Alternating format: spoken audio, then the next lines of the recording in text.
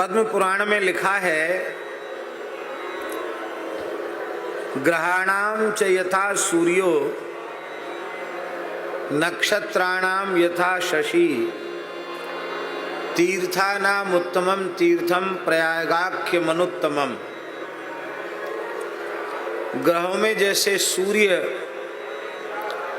सर्वश्रेष्ठ हैं, नक्षत्रों में जैसे चंद्रमा श्रेष्ठ हैं, ऐसे धरती के समस्त तीर्थों में तीर्थराज प्रयाग श्रेष्ठ है। और गोस्वामी जी ने अष्टादश पुराणों पुराण और इतिहास ग्रंथ महाभारत में जितने आर्ष ग्रंथों में तीर्थराज प्रयाग की महिमा है, उसको सूत्रात्मक रूप से उन्होंने कहा। वैसे तो बहुत महिमा कही, पर को कह सके प्रयाग प्रभाऊ कलुष पुंज कुंजर मृगराऊ। को कह सके प्रयाग प्रभाऊ कह करके प्रयाग के अनंत महात्म्य का गोस्वामी तुलसीदास जी महाराज ने स्मरण किया है। यहाँ अक्षयवट है, परसि अक्षयवट हर्षित गाता। अक्षयवट की महिमा भी बड़ी अद्भुत है। मुगल काल में इसे नष्ट करने के बड़े बड़े प्रयास बर्बर म्लेच्छों ने, आक्रांताओं ने किए, लेकिन फिर भी वे इसे नष्ट नहीं कर सके। उसका लंबा इतिहास है।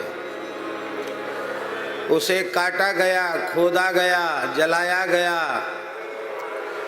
मोटे मोटे 7 लोहे के बहुत मोटे मोटे प्लेट तावा लगाए गए,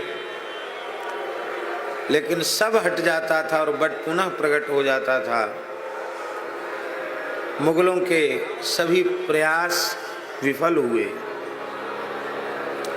पद्म पुराण में लिखा है कि इस यत्र बटस्याक्षयस्य दर्शनं कुरुते नरः तेन दर्शन मात्रेण ब्रह्म हत्या विनश्यति। इस अक्षय वट का दर्शन करने वाले की दर्शन मात्र से ब्रह्म हत्या नष्ट हो जाती है। पहले तो वर्जित क्षेत्र होने के कारण सबको वहां दर्शन नहीं होता था, लेकिन अब योगी जी ने ऐसी सुविधा कर दी है कि कोई भी जाकर अक्षय वट का दर्शन कर सकता है। और भीतर जाने का अवकाश ना हो तो संगम से ही अक्षय वट का दर्शन होता है। और उसके दर्शन का महात्म्य है, अक्षय वट का जो दर्शन करता है, दर्शन मात्र से उसकी ब्रह्म हत्या नष्ट हो जाती है, इस जन्म की अथवा जन्मांतर की। यह आदिवट नाम से भी प्रसिद्ध है। कल्पांत में भी इसका नाश नहीं होता। इसी के पत्ते पर भगवान बटपत्र साई बाल मुकुंद संपूर्ण ब्रह्मांड को अपने में विलीन करके इसी पर क्रीड़ा करते हैं। आदि वटस समाख्यातः कल्पांते पिच दृश्यते शेते विष्णुर्यस्य पत्रे अतोयमव्यय स्मृतः। इसलिए इस वट को अव्यय माने अक्षय वट कहा गया। यहाँ के अधिष्ठात्र देवता भगवान वेणी माधव है। माधवाख्यस्तत्र देवः सुखम तिष्ठति नित्यसः तस्य वै दर्शनम कार्यम महापापै प्रमुच्यते। श्री वेणी माधव भगवान वैसे प्रयाग में 12 माधव हैं और 12 माधवों का दर्शन करना चाहिए, किंतु 12 में प्रधान वेणी माधव हैं। वेणी माधव का दर्शन करने से भी 12 माधव का दर्शन पूर्ण हो जाता है। यहाँ दर्शन की बड़ी महिमा है। यहाँ तक लिखा है कि तीर्थराज प्रयाग में आकर जो त्रिवेणी संगम स्नान करता है, अक्षय वट का दर्शन करता है, वेणी माधव भगवान का दर्शन करता है, तो गोघुनो वापि च चांडालो दुष्टो वा दुष्ट चेतनः बाल घाती तथा विद्वान म्रियते यत्र वै यदा सवै चतुर्भुजो भूत्वा वैकुंठे वसते चिरम।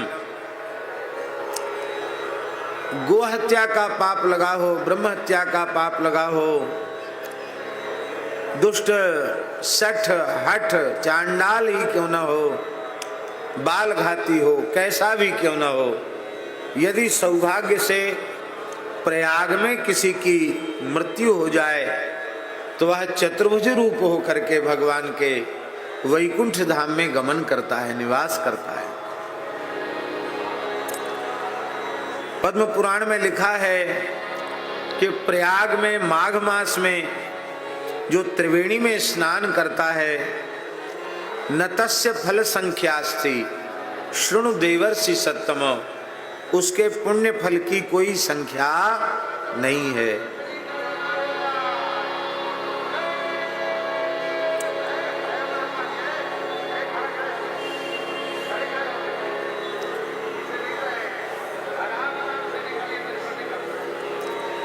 यहाँ त्रिवेणी माधवम सोमम भरद्वाजं च वासुकिम वंदे क्षयवटम शेषम प्रयागम तीर्थनायकम। इस श्लोक में प्रयाग के प्रधान प्रधान देवताओं का स्मरण किया गया है। त्रिवेणी, बिंदु माधव, सोमेश्वर, भरद्वाज आश्रम, वासुकी नाथ, अक्षयवट, शेष माने बलदेव जी, ये प्रयाग के मुख्य स्थान हैं। और द्वादश माधव में प्रथम माधव शंख माधव है।